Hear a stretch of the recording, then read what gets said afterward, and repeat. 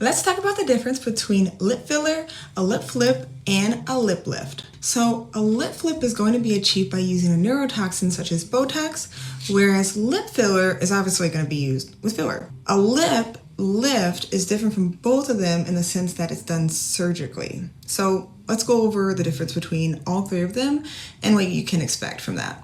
I have many patients that want to enhance their lips, but maybe a little nervous, maybe they want to opt for something that's a little more subtle, temporary, and pretty inexpensive, and that's going to be your lip flip.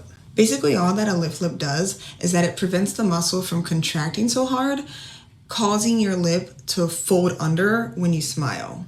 So if you're someone who feels like you lose your upper lip when you smile, you might be a great candidate for this, but it's not actually adding volume to your lip.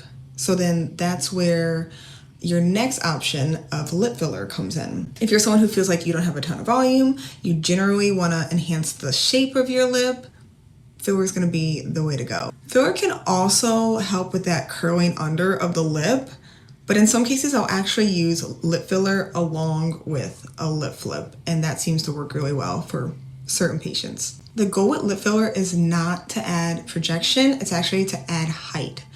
With that being said, you have to keep in mind that although we're adding height, it's not actually going to be shortening the length between your nose and your lip. It's just going to make that top lip a little bit fuller. So if you're someone who has a longer philtrum, that's where your last option of a lip lift could be best. As we age, the distance between our lip and our nose actually gets longer, and that's a subtle sign of youth that many people probably don't even think about. If you're someone with an elongated philtrum, adding filler may actually accentuate that and cause your lips to cover your teeth when you smile.